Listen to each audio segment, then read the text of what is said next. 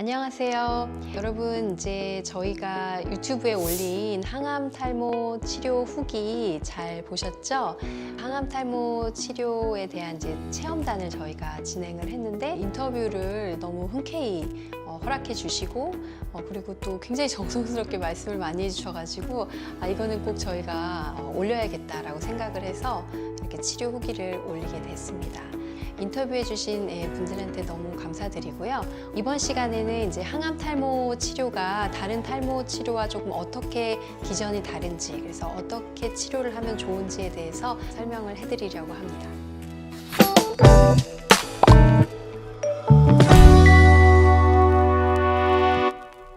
일단 먼저 탈모 하면은 탈모 치료가 요즘 인구 1000만이라고 하더라고요. 그 정도로 탈모에 대한 관심이 굉장히 높아지고 있죠.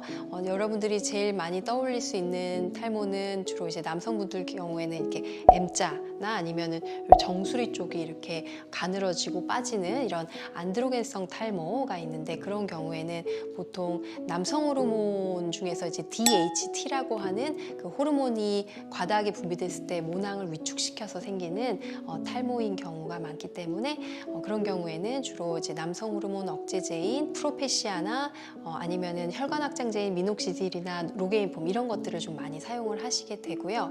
이제 여성의 경우에도 이제 갱년기에 이제 여성 호르몬이 부족해서 오는 안드로겐성 탈모뿐 아니라 이런 스트레스나 과로 또는 그 출산 후에 생기는 휴지기 탈모 이런 것들이 또 여러분들이 많이 고민하시는 탈모일 거라고 생각을 하고, 그런 탈모 치료들은 아까 말씀하신 약 외에도 뭐 줄기세포 치료나 엑소좀 치료 또는 모발 이식 치료 같은 것들이 대안이 되고 있을 거예요. 항암 탈모 치료는 뚜렷하게 이제 치료 방법이 없는 탈모로 조금 알려져 있어요. 그래서 항암제를 투여하고 나면 대부분 탈모가 오게 되고 그로 인해서 굉장히 많은 심리적인 불편감을 겪게 되지만 실제로 회복하는 걸 촉진시킬 수 있는 그런 치료가 많지 않은 게 현실입니다. 항암 환자의 65% 정도가 항암제 부작용으로 탈모를 겪고 있고요.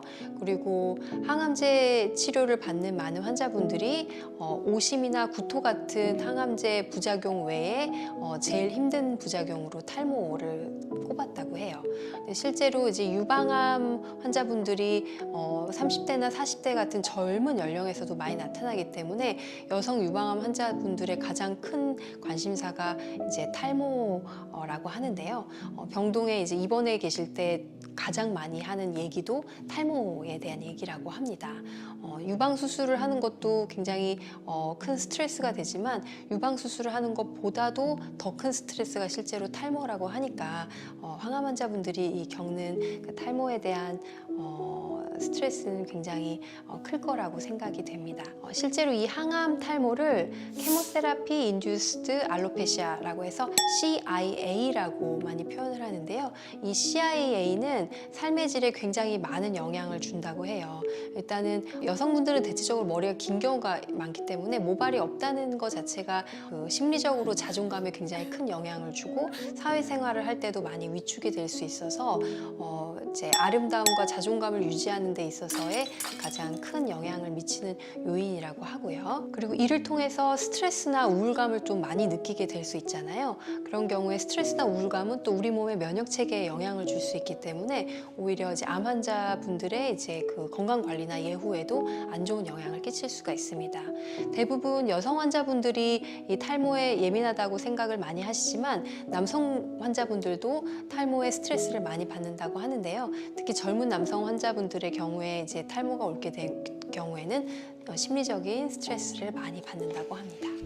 우리가 알고 있는 이제 아까 말씀드린 안드로겐성 탈모라든지 휴지기 탈모와 그리고 항암 탈모는 조금 다른 점이 있어서 설명을 드리려고 하는데요.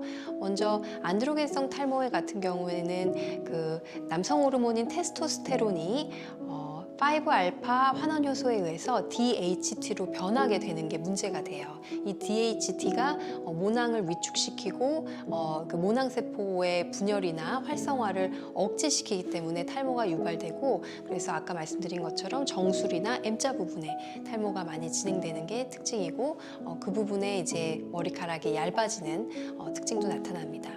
근데 항암 탈모의 경우에는 항암제의 세포 독성에 의해서 세포 분열이 왕성한 모낭의 줄기세포나 모낭세포들이 손상을 받게 되기 때문에 이 성장기에 있는 모든 모낭세포들이 다 공격을 받게 돼요. 그렇기 때문에 이 성장기에 있는 머리카락이 다 빠지게 되는데요. 우리 모발의 전체 중에 85%가 성장기 모발이기 때문에 실제로 항암제 투여를 하게 될 경우에는 머리가 전체가 다 빠진다고 할 수 있습니다. 그 모발이 자라는 과정은 이제 모발의 머리카락이 발모가 되면서 자라게 되는 성장기, 그리고 자라는 속도가 이제 더뎌지는 이제 퇴행기, 그리고 모발이 빠지게 되는 휴지기로 이루어져 있는데요.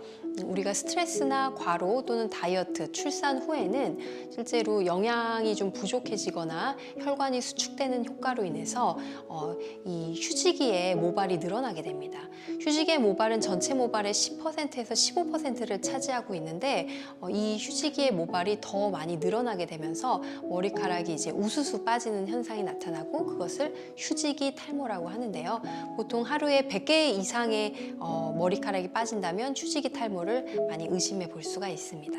하지만 항암 치료에는 이 성장기의 모낭세포가 손상을 받는 성장기 탈모이기 때문에 휴지기 탈모와는 달리 머리 전체가 다 빠지는 탈모로 이어진다고 볼 수 있겠습니다. 항암제 치료를 하고 나서 머리가 다시 나는 경우가 많습니다. 대부분 모낭에 있는 줄기세포가 손상이 될 정도로 항암제가 그 영향을 미치지는 않는다고 해서 대부분 3개월에서 6개월 내에 모발이 원상태로 자라난다고 하는데요. 대체적으로 봤을 때는 이 머리카락의 이제 굵기라든지 색깔이라든지 이 질감 이런 것들이 조금은 달라진다고 합니다. 예를 들면 머리카락이 좀 가늘어지거나 약간 뭐 원래 직모였는데 곱슬이 된다든지 아니면은 머리가 좀 늦게 자라다든지 이런 것들이 조금 생길 수가 있게 됩니다. 항암 치료를 한 후에 6개월이 지난 이후에도 발모가 되지 않거나 머리가 거의 이렇게 천천히 자라는 경우가 있는데 이것을 이제 영구적인 항암 탈모라고 해서 PCIA라고 하는데요. 이 경우는 이제 소아 암 환자의 경우에서는 14% 그리고 여성 암 환자의 경우에서는 30%에 달할 정도라고 합니다. 그리고 아시아 유방암 환자의 코호트 연구에 따르면요, 3년 이상 영구적으로 지속되는 항암 탈모가 전체의 42%에 달한다고 하고요. 그리고 주로 탁산 계열의 항암제를 쓸수록 그 세포 독성으로 인한 항암 탈모는 더 심해질 수 있다고 합니다. 실제로 다양한 기전을 가진 세포독성 항암제에서 다 탈모가 유발될 수 있는데 대체적으로는 다양한 종류의 항암제를 복합적으로 쓰는 경우가 많잖아요. 그래서 보통 일반적으로 항암제가 탈모를 유발하는 경우가 60에서 100%까지 이루어져 있다고 합니다. 모낭에 있는 각질세포의 세포 분열이 암세포보다 빠르고 그리고 모발의 전체 80% 이상이 세포 분열이 활발한 성장기에 있는 모발이다 보니까 더 영향을 많이 받고 그리고 세포 분열이 활발한 모낭 주변에는 혈관도 굉장히 그 분포가 많이 되어 있기 때문에 항암제가 많이 흡수가 된다고 해요. 그래서 항암제에 더 취약하다고 볼 수 있습니다. 유방암 환자분들의 경우 이제 호르몬 수용체가 양성이게 되면 타목시펜이나 이제 아로마타제 억제제 같은 이제 호르몬 억제제를 사용하게 되잖아요. 이러한 호르몬 억제제도 탈모에 영향을 미칠 수가 있습니다. 실제로 호르몬 억제제를 사용하시는 유방암 환자분들의 25% 정도에서 머리카락이 얇아지고 탈모가 나타나는 부작용이 생겼다고 합니다. 실제로 에스트로겐은 탈모를 보호하는 효과가 있는데요. 모낭세포를 보호하는 효과도 있고 그리고 테스토스테론이 이제 아로마타제에 의해서 에스트로겐으로 바뀌게 되면 이것 자체가 테스토스테론으로 인한 탈모를 예방하는 효과가 있습니다. 그런데 이 테스토스테론을 에스트로겐으로 바꾸는 이 아로마타제를 억제시켜 버리게 될 경우 테스토스테론은 그 5알파 환원 요소에 의해서 DHT로 바뀌게 되기 때문에 아까 말씀드렸던 다시 안드로겐성 탈모를 유발을 할 수가 있게 됩니다. 그리고 또 에스트로겐에 의한 이런 어떤 그 세포를 보호하는 그런 효과는 산화 스트레스나 이런 것들을 보호하는 효과인데 그런 효과를 또 억제하기 때문에 실제로 세포 손상이 더 심해지는 효과가 나타나게 됩니다. 그래서 그 아로마타제 억제제를 쓰시는 분들은 보통 이제 5년에서 10년 정도를 쓰시게 되잖아요. 그러니까 그 기간 동안에 탈모가 좀 진행될 가능성이 있는 거죠. 네, 현재 이제 그 미국의 FDA에서 유일하게 승인을 받은 치료는 그 두피 냉각요법이 유일합니다. 두피 냉각요법이 효과가 있는 이유는요, 일단 두피에 있는 모세혈관을 수축시키고 대사율을 낮춰서 항암제가 두피로 흡수되는 걸 막아주는 효과가 크기 때문인데요. 두피 냉각요법을 통해서 혈류의 그 순환을 정상 범위의 20에서 40%까지 낮출 수가 있다고 합니다.